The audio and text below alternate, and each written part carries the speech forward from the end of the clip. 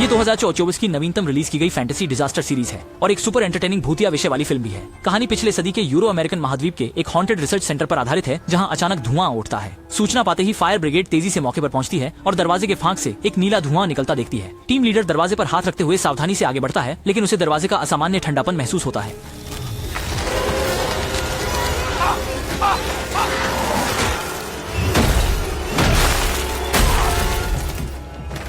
जैसे ही वे दरवाजा खोलते हैं, सभी लोग हैरान रह जाते हैं। कमरे में हर कोई बर्फ की मूर्तियों में बदल गया है। जमीन पर बहुत सारी बर्फ की नुकीली संरचनाएं हैं। अंदर जाकर वे देखते हैं कि एक आदमी जो कवच पहने हुए है बर्फ में नहीं बदला है और उसके हाथ में एक अजीब गेंद है। जिज्ञासावश टीम लीडर उसे उठाने की कोशिश करता है और उसी पल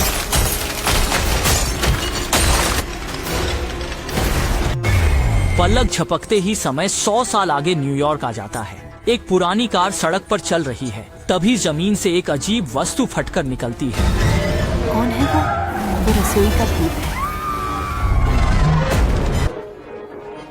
ये समझते ही कि ये एक बुरी आत्मा है, लड़की तुरंत कार का दरवाजा खोलती है, बाहर कूदती है और फिर इलेक्ट्रिक गन निकालकर उस बुरी आत्मा पर हमला करती है। देखने के लिए धन्यवाद। कृपया सदस्यता लें और लाइक करें। जैसे ही ड्रैगन भागने की कोशिश करता है, एक भाई जल्दी से रिमोट कंट्रोल कार ऑपरेट करता है। वो ड्रैगन को कार में लगे पकड़ने वाले उपकरण में खींचने की कोशिश करता है, लेकिन ड्रैगन और ऊपर उड़ता है। माँ तुरंत V2 ग्लासेस पहनकर ड्रोन को लॉन्च करती है। ड्रोन तेजी से ड्रैगन के चारों ओर उड़ता है और अचानक उसे कैद कर लेता है। असल में ये लोग भूत पकड़ने वाले प्रोफेशनल्स हैं। वे प्रतिदिन पकड़ी गई बुरी आत्माओं को एक डिवाइस में डालते हैं, जो उन्हें स्थायी रूप से बंदी बना देता है। इसी दौरान पास की एक पुरानी दुकान में एक अजनबी आता है। वह बेचने के लिए एक प्राचीन 100 साल पुरानी तांबे की गेंद लाता है। दुकान का मालिक उस पर खोदे गए अजीब निशानों को देखते ही समझ जाता है कि यह एक महत्वपूर्ण वस्तु हो सकती है।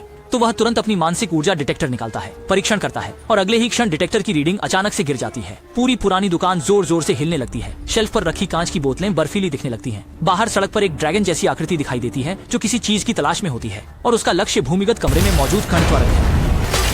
इस दृश्य ने मालिक का दिल दहला दिया। उसे लगा कि तांबे की गेंद निश्चित रूप से अशुभ है, इसलिए उसने ऊंची कीमत देकर इसे खरीद लिया। इसी बीच भूमिगत टीम के कप्तान ने भी वहां की अजीब स्थिति को नोटिस किया, लेकिन वह समझ नहीं पा रहा था कि इसका कारण क्या है। अनजाने में 1000 साल से बंद राक्षस की मुहर टूट चुकी थी और वह छोटे कस्बे की एक दुकान में पहुंच चुका था।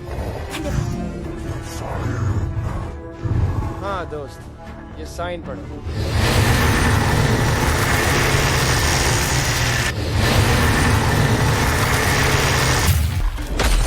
स्टोर के अंदर अचानक एक ठंडी हवा चली और बर्फीले दरवाजे ने धमाका कर दिया। तुरंत बाद एक भयानक राक्षस अंदर आ गया। ये गाला था, एक प्राचीन आत्मा जो हजारों सालों से कैद थी। गाला यहाँ अपने 2 सींग वापस लेने आया था। उसने अपने सींग उठाए और उन्हें अपने मस्तिष्क में डाल लिया। फिर वे सींग शैतानी सींगों में बदल गए और हर दिशा में भयानक तबाही मचाने लगे। वहीं समुद्र तट पर खेल रहे लोग अचानक उस भयानक राक्षस को देख लेते हैं।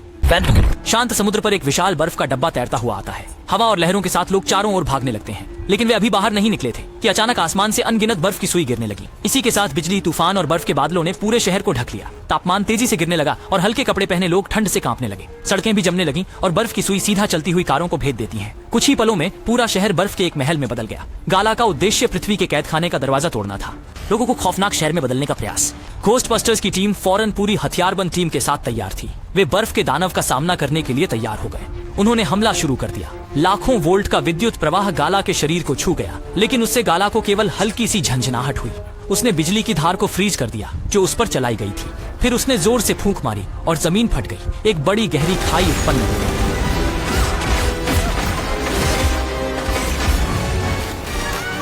सभी लोगों को बर्फ में जमाने के बाद गाला ने जल्दबाजी में विद्युत प्रवाह का द्वार खोल दिया।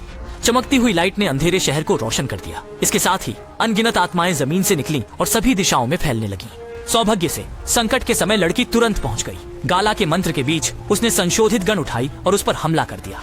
इलेक्ट्रिकल शॉक से गाला पीछे हटने लगा। कैद खाने का दरवाजा भी बंद हो गया। अपनी गन का प्रभाव देखकर लड़की ने फिर से हमला किया। गाला गुस्से में आ गया और उसने अपना बड़ा हमला किया, लड़की को और उसकी गन को फ्रीज कर दिया।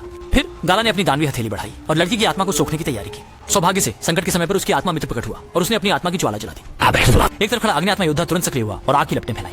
फिर उसने अपने हाथ में 9वीं ज्वाला से गाला का पर हमला शुरू किया। हमले की आग की शेष लहरों ने डरे हुए समूह के सभी सदस्यों को निगल लिया। बाकी लोग भी संयुक्त रूप से गालाका पर हमला कर रहे थे, लेकिन लंबी कोशिशों के बावजूद वे गालाका को मार नहीं सके।